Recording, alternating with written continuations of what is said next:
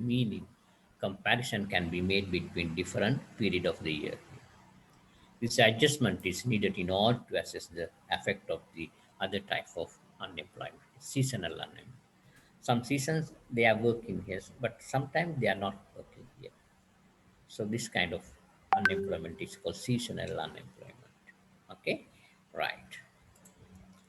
Then full employment and natural rate of unemployment. Full employment means an arbitrary level of unemployment that correspond to the normal frictions in the labor market. Full employment, an arbitrary level of unemployment that corresponds normal friction of the labor market. Because all this, there's some marginal unemployment level here, arbitrary level unemployment here. So we cannot rectify that unemployment because, as I mentioned, always person is willing to move from current position to another high position here. So that period is obviously there may be some unemployment here. So that so therefore we cannot believe the 100% full employment is right. So therefore the full employment is the and short not reflect cyclical unemployment here. And when seasonally adjust, the natural rate of should include only the frictional and structural unemployment. Frictional and structural employment here. So the natural rate of unemployment should not reflect cyclical unemployment. So some calculating here. So the this one is we already discussing, right? So the simple concept of the unemployment, I am not taking much time for that one because very simple question based on that area. But we should have to discuss the fiscal policy and monetary policy last component. Here, just I call that one and the monetary policy. I think you can see no right it again right.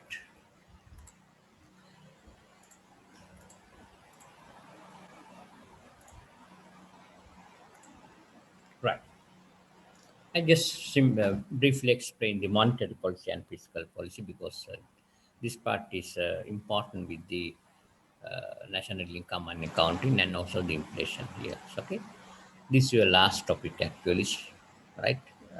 We can simply finish this one. And the monetary policy is refer to the use of instruments under the control of the central bank to regulate the availability of cost and use of money and credit here.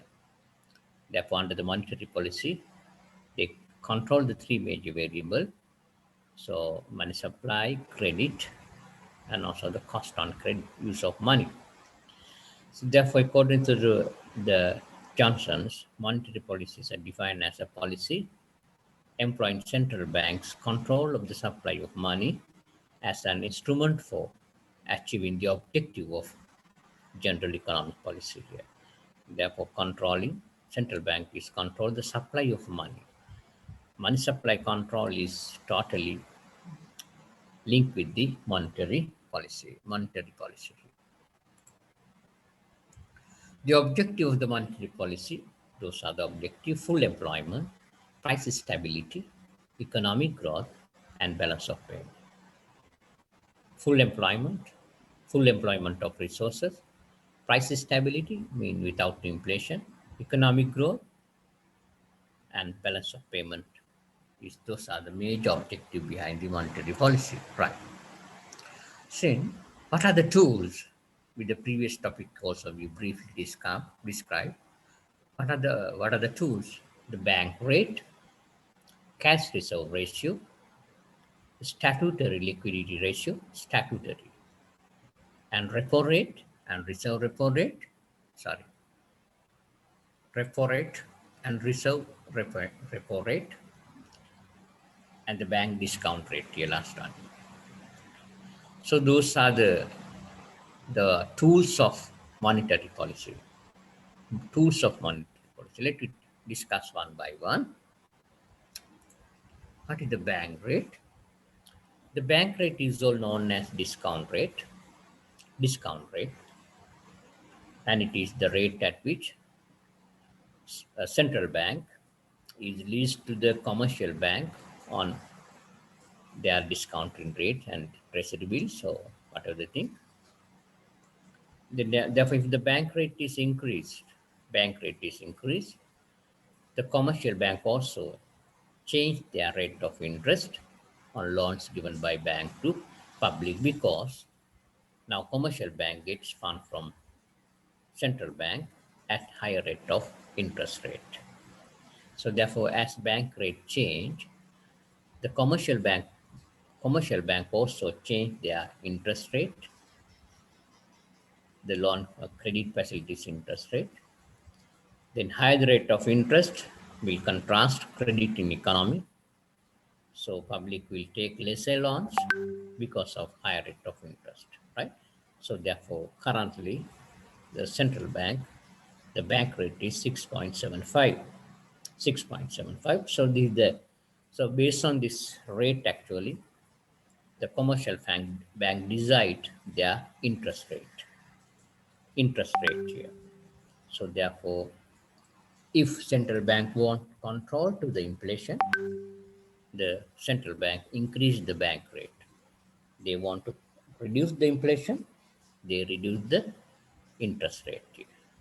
So now these days, interest rates are very low actually. Last 2 years, very low, because government want to expand the money circulation and given number of loans for the private and the individual producers to expand the production. Therefore, currently interest rate is very low.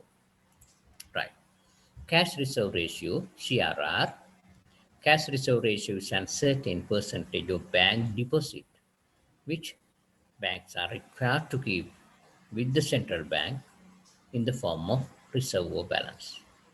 Okay, as I mentioned, the central bank should mention the cash reserve ratio, and that cash reserve ratio commercial bank should maintain here.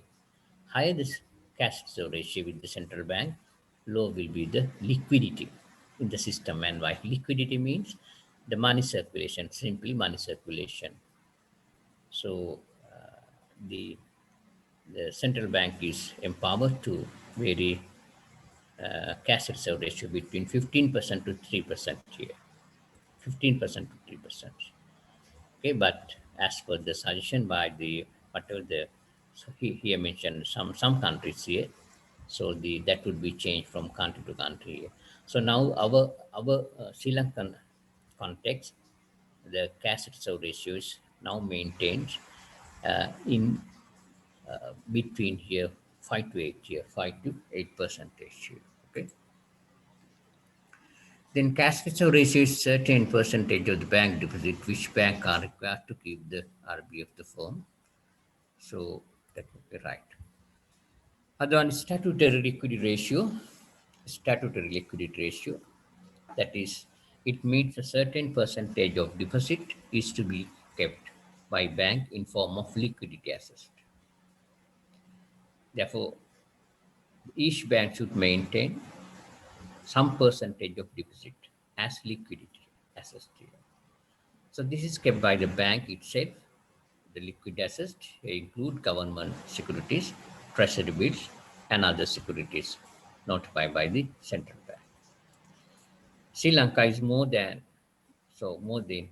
banks have to keep more part of deposit in specified securities, and bank will have less surplus funds for granting loans. Therefore, very simply, this is range between 25 to 40%, 25 to 40%, but the Sri Lanka is now maintained 20%, 20 point or 21% something here. That one also vary from time to time. Time to time, statutory liquidity ratio, but each bank should have to maintain this amount of cash liquidity out of their total credit facilities here. based on their securities, treasury bill, everything. They should have to maintain this percentage here. Then, if central bank want to uh, control the inflation, this central bank always increase that statutory liquidity ratio. Central bank increase this ratio here. And the repo and reserve repo ratio, this is called kind of corridor. A repo rate is the rate at which central bank lead to commercial bank generally against government securities. Reverse repo rate is the rate at which the central bank borrow money from the commercial bank. Central bank, sometimes central bank, okay, um, borrow from money from the commercial bank here. So therefore, two-side transaction here. So repo rate is the rate at which central bank lend to the commercial bank. Central bank lend to the commercial bank. The reverse repo mean other side here. So therefore, the reduction in the repo rate helps the commercial bank to get money at a cheaper rate. An increase in repo rate discourage the commercial bank to get money at the rate increase in the becoming expensive. So therefore, as the rate are higher, the availability of credit and demand decrease, result in the decrease the inflation and increase the repo rate. The reverse repo rate is a symbol of lightning of the policy. So therefore, both sides that would be impact by changing repo and reverse repo. So central bank control the inflation. Central bank control the inflation. Open market operation. The open market operation means this is selling and buying process of the treasury bill and treasury bonds. It means the bank control the flow of credit through sales and purchase of securities in the open market. Securities mean treasury bills and treasury bonds. Those are the bank securities. The sales and buying process is called as open market operation. When securities are purchased by the central bank, it means treasury bill and treasury bond purchase from the commercial bank, general public, and financial institution. Then central bank make payment to the commercial bank and public. So the public and commercial bank now have more money with them, more money with them. Okay. Then it increase money supply with commercial bank and public. Therefore, the if central bank want to control the money circulation in an economy, central bank purchase treasury bills and treasury bonds. Purchase treasury bills and treasury bonds. Right? If central bank want to control the money circulation in the general public, the central bank sells their treasury bonds and treasury uh, whatever the securities here. Because when central bank selling those securities, commercial bank purchase and public purchase, therefore those money finally fall to the central bank here. Right. Very simply, the fiscal policy.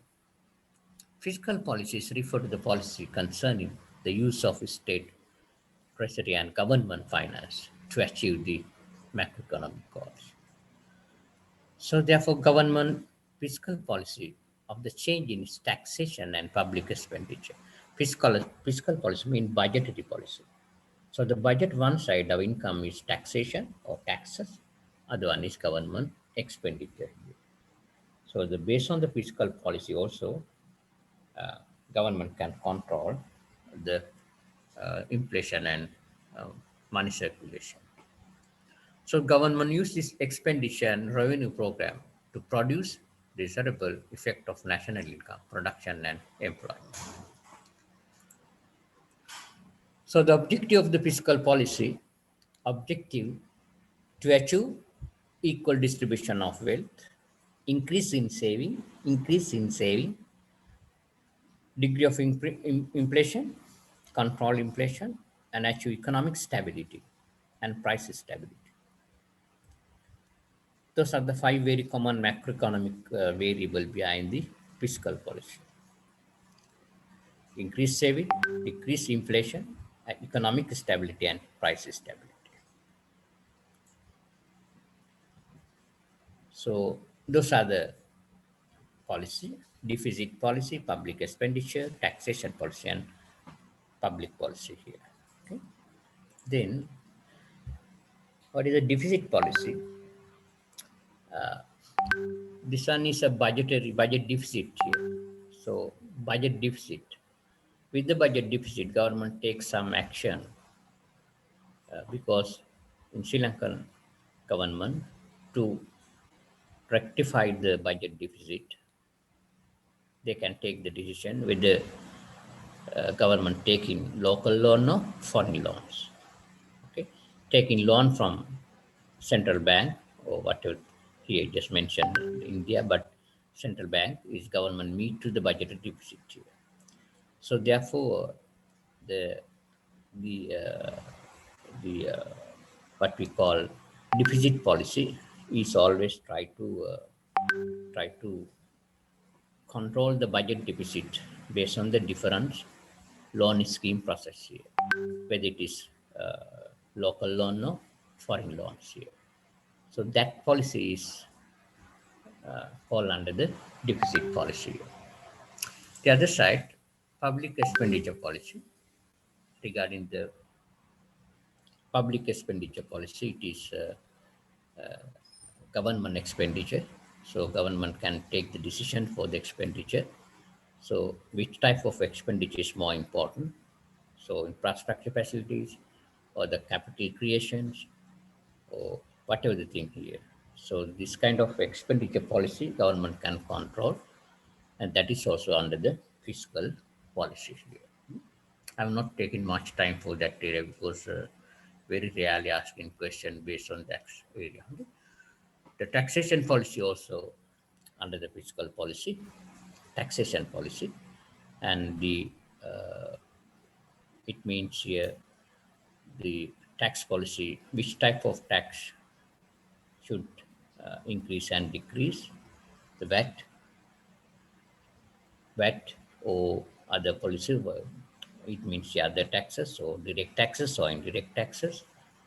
Okay, quantity tax or that dolarium tax. Okay, this kind of taxation policy, import export tax. So everything is controlled by the tax policy because government income totally depend on taxes, mainly depend on taxes here. So therefore, government should take some decision based on tax policy. And public debt also same. So I'm not explaining that part here, not necessary. So just I want to just very simply I want to explain the what is monetary policy and what is fiscal policy here. Okay, what is fiscal policy and what is monetary policy.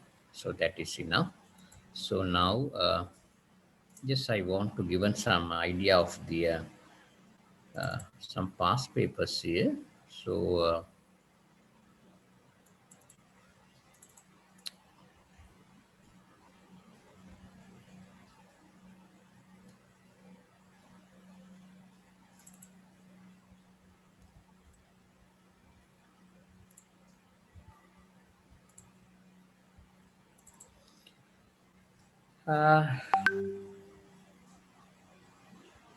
the exam is now is so enough because the question is based on this area only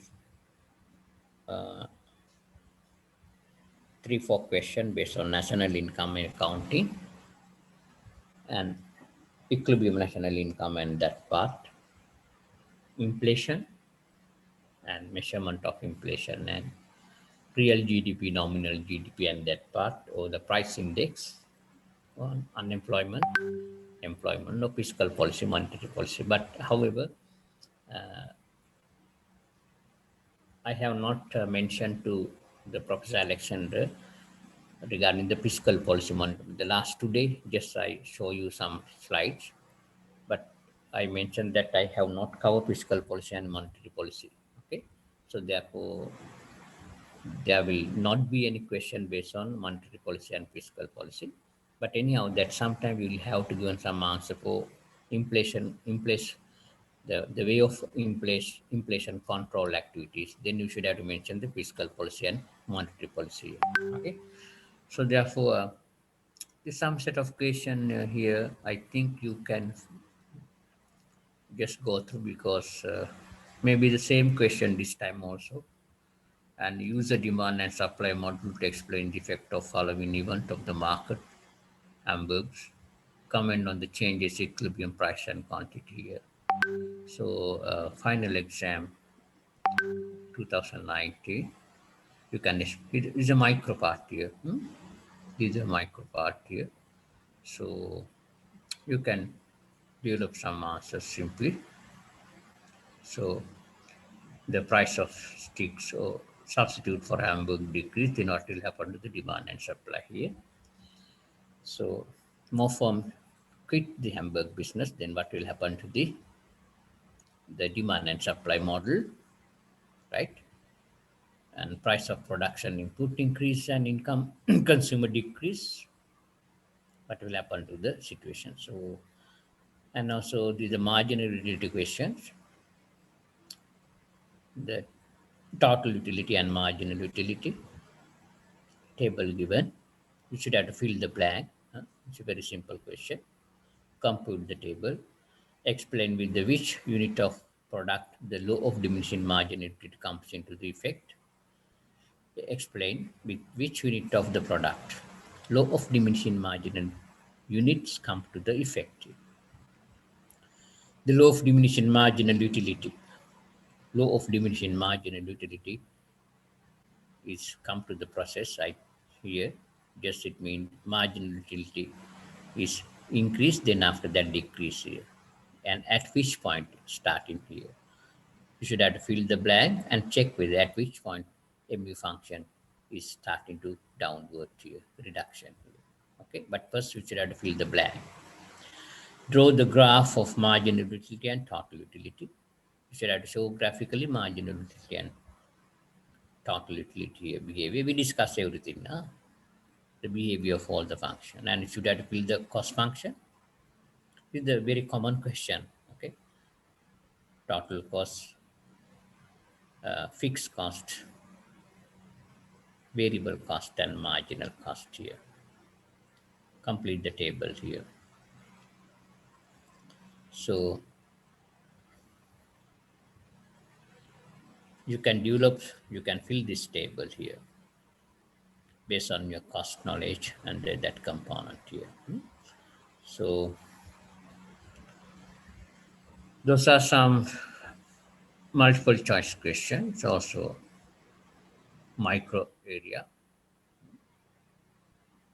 The Mac is a, this is a midterm paper, past midterm papers.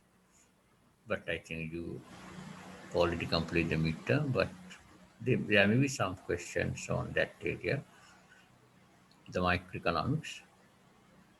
But your final exam is more than 70-80% depend on macro part here. Macro part here, national income and accounting, and so on here. So this is also micro part here. Give more attention for the macro. Like this one, this is a macro one. This is a kind of question. The following flow of economy is a national income and accounting. We did few example for this one. Just you have to calculate only here GDP. Calculate the GDP. Explain which approach you use to calculate the DP here. You can simply calculate GDP based on here. I think yes, you can apply for the expenditure approach, C plus I plus D plus X minus M approach. Then you can apply that approach and you can calculate the GDP here based on. So the last question is aggregate demand, aggregate supply model. So aggregate demand, aggregate supply model is ADS model. So I use some 10-15 minutes to explain ADS actually, aggregate demand, aggregate supply model. You also look at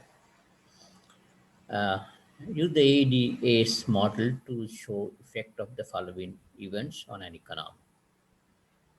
So GDP inflation and explain effect of GDP inflation and unemployment.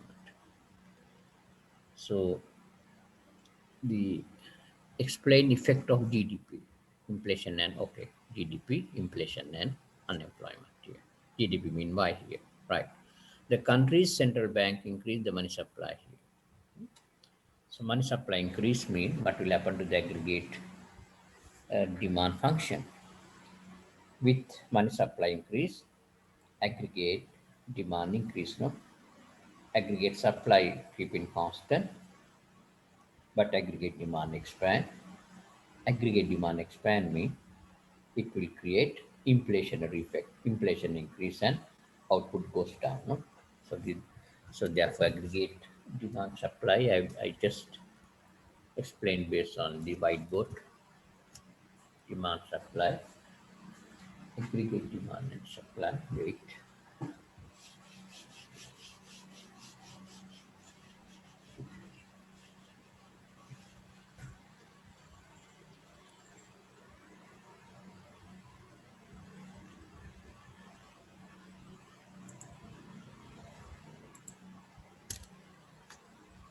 So aggregate demand supply means here like this, here here price level inflation. Inflation. Here national income and output Y. This is macro. So therefore it is aggregate demand. So this is short run aggregate supply, yeah? Aggregate supply short run. Short run. So this is equilibrium. So the inflation level, price level here P1 and national GDP here, Y or Y star here. So this is the short run equilibrium. Short run aggregate demand analysis, short run equilibrium, country's inflation here, country's GDP here. But in the long run, right, aggregate supply like this way, because long run full employment level, in the long run aggregate supply is like this way. It's a price level, here Y output Y, with aggregate demand, AD, but aggregate supply just like this way, aggregate supply. This is full employment level, Y star, full employment.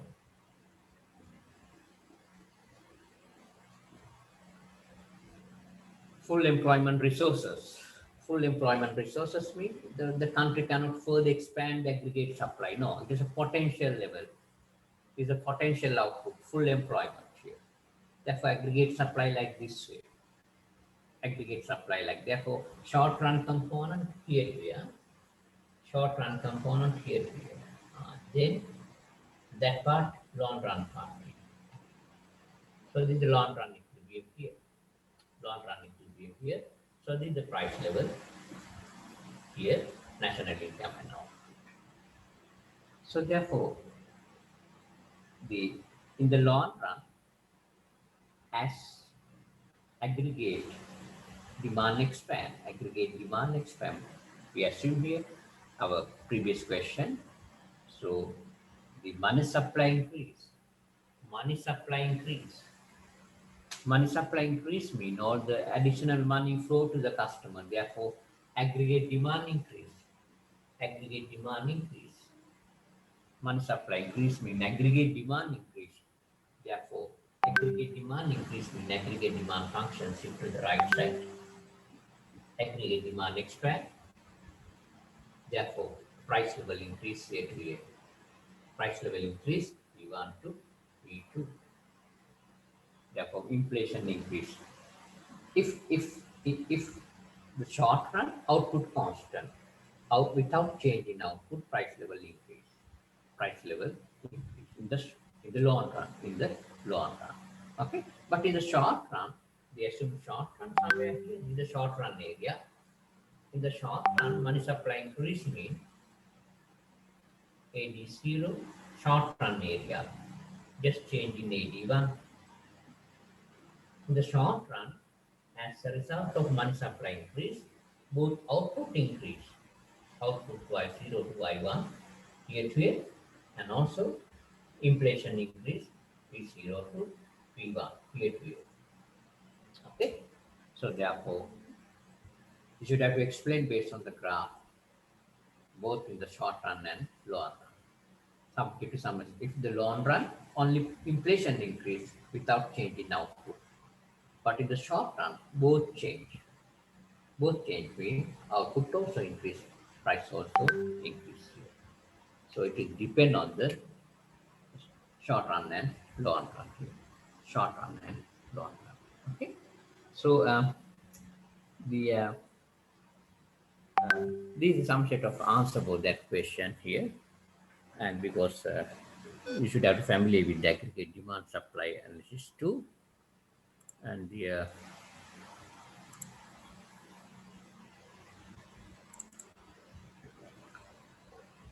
and the prices of imported raw material have increased. But will prices of imported raw material have increased? Ah, right.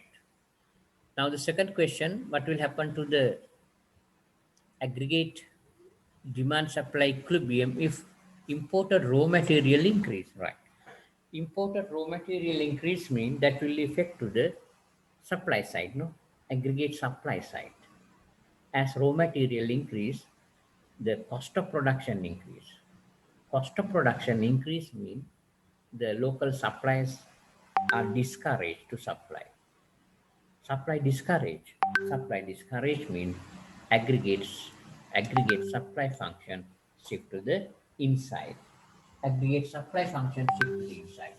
Therefore, you should have to show graphically another graph here, aggregate supply function. But here you can use short run or long run, whatever the way. Here, just only one graph also you can use here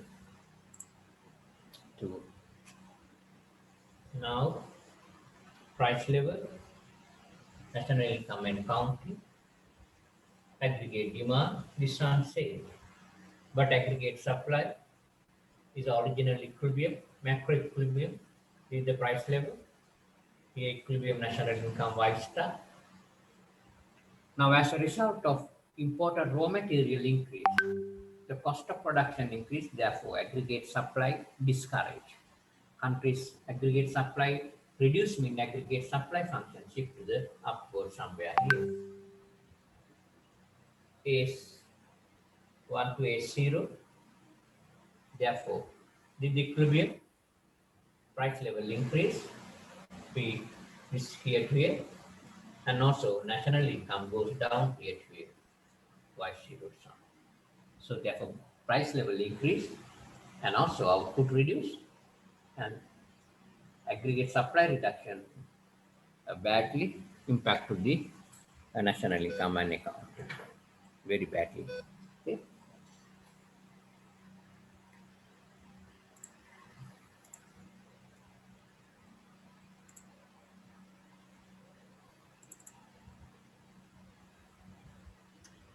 Corporate income tax is raised. Corporate income tax. That corporate income tax also impact on the aggregate supply side. Aggregate supply side. Therefore, aggregate supply uh, suppliers discourage for supply, then aggregate supply function shift here. Aggregate supply function shift to the inside, and inflation increase, and output also reduce here.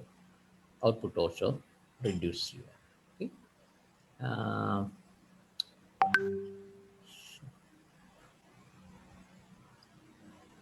I think it is uh, so if you can find the last year paper also, so better.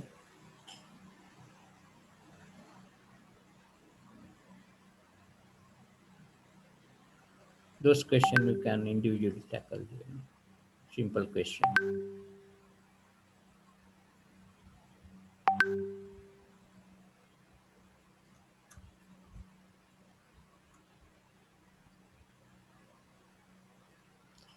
Right. And I will show some additional information the inflationary and deflationary gap. So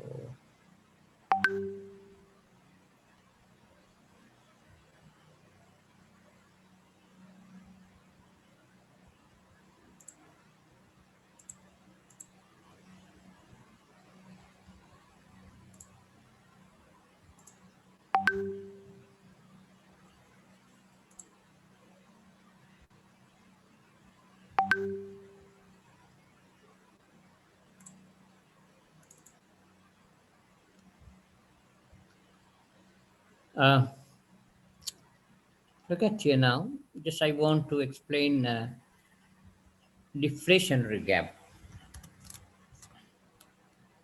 What is the deflationary gap?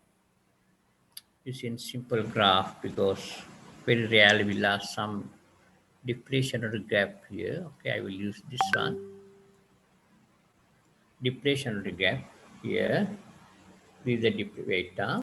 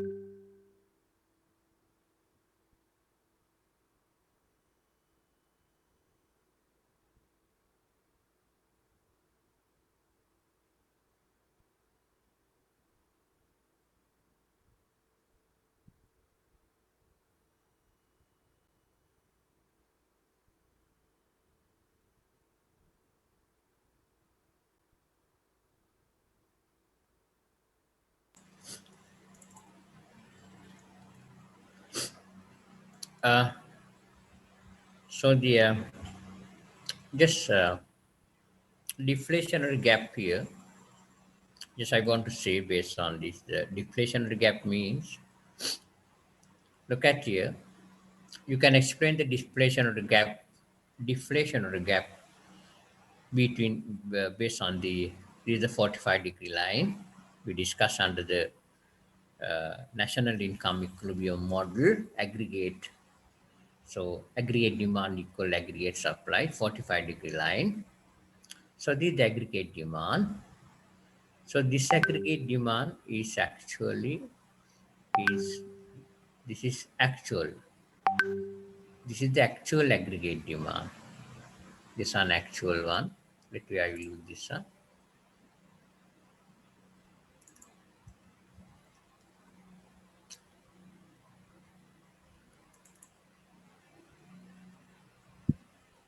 I think you can see now.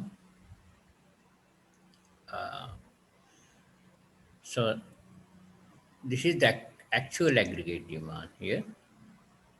So now this is the potential one. This is the potential one.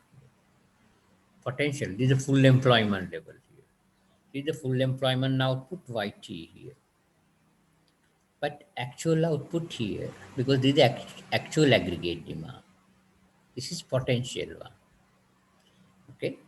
This is actual. This is a potential one. This is a potential output. So then here to different is called deflationary gap. Deflationary gap here. This idea of the deflationary gap. So you can explain the deflationary gap based on different graphs. But very simply note it down. This is the deflationary gap here. Okay. Deflationary gap. Here to a different deflationary gap here. Just I want to explain this one simply. and the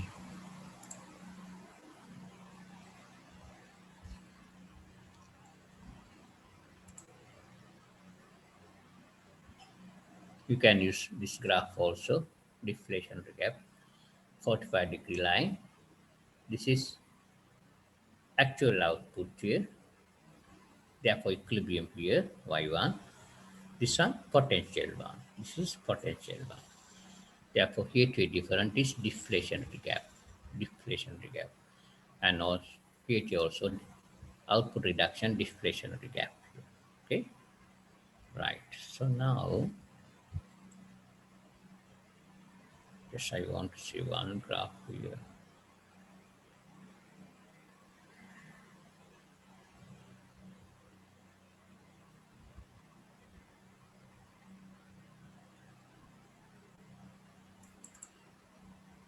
Look at here. This is inflationary gap here. Why? Inflationary gap. This is this is real output. This is that means here. So or the other way, that would be the same. The aggregate demand function, aggregate expenditure, this aggregate expenditure function. This is the real aggregate expenditure. It means real mean here. This is without inflationary effect aggregate expenditure. But due to the inflationary impact, right, the price level very high. Therefore, this is aggregate expenditure because of inflation here. With the inflation, price level increase, no? Price level increase here. Therefore, aggregate expenditure here. So then here to a different is called as a inflationary gap. Inflationary gap here, right? So with the inflationary gaps, national product here to reduce the inflationary gap. But mention this one because of inflation. Is a nominal one. 200 millions or something, the nominal output here. But real output would be here. Real physical output would be here. But indicate this one because of inflation. Because of inflation, right? Some simple idea regarding inflationary and deflationary. That is so enough for the your few exam here, right? So those are the areas just I want to emphasize, and please practice number of exercise for the national income and accounting. So I already did some exercises, and also I will send some 2 3 questions tomorrow morning. I will send some printed document to the Mr. Dilun. Just focus in some questions for national income and accounting and that part. So you can do for the final exam. And also those who are the student is familiar with economics in A level. So please follow the A level past papers for national income and accounting. You can follow the A level past papers. Almost same, similar exercises here, not much, not differences here. So you can simply complete all the possible section because the final year questions on national income and accounting and also the income expenditure, equilibrium, aggregate demand, aggregate supply, fiscal policy, monetary policy, unemployment is 100% similar to the A level course content, A level syllabus here. But only the problem here, there are some newcomers, new students. So there is very a difficult task within very limited time to cover up all those because A level is more than 2 years or 2.5 years you are learning, but within very limited time, we should have to cover all the syllabus here. So that is a big challenge. So therefore, please follow some questions, and the questions are almost similar to the past papers.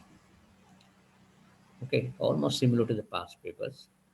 Therefore, please follow the past papers and some question I have given to you and what we have discussed.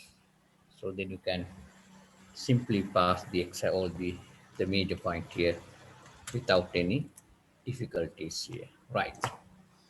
So now I could finish the uh, my session, and so anything want to clarify further, you can ask. Otherwise, we can finish it.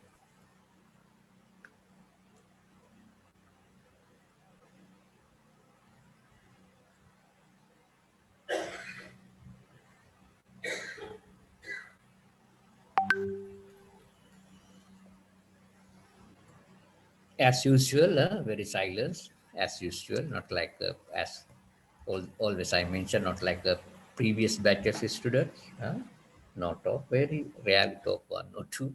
So therefore, uh, I will. So anything you want to clarify during these 2 days, you can call me. Then I'm okay because the exam is I think 24. So please get in ready for the exam. But I'm not happy with the type of the exam. Your exam is not correctly measure the your knowledge actually here. Hmm? This is a very poor examination procedure because you all are copying and discuss and just based on the other students you get the marks. So therefore that is not a good exam, and that is not matched with the Sri Lankan exams. Okay, as you know, in Sri Lankan context, you cannot copy. It's very strict and very powerful. And but this exam, you all can copy in and just take in the answer from your friends, and you can complete the exam. You, therefore, your your final results not reflect your real performance, right? That is not real performance. So anyhow, that just you can just go on to the pass the exam, no? Then you can do this one here, no issue here, right? But we know the way of passing the exam here, right? Anyway, okay. So then I will stop the session, and thank you very much for all, and so good luck, and I wish you all the best for your endeavors, and you could take the good marks for the final exams here. And thank you very much, and good night. Thank you, sir. Okay. Thank you, sir. Okay. Thank you, sir.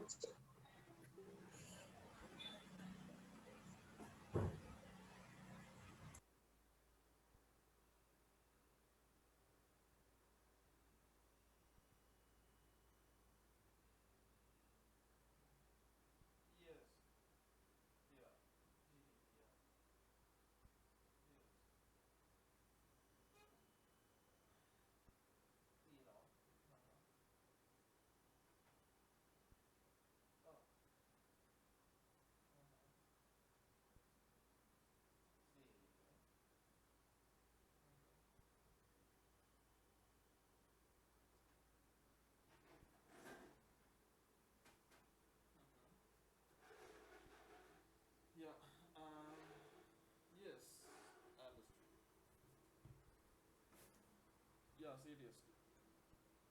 Yeah,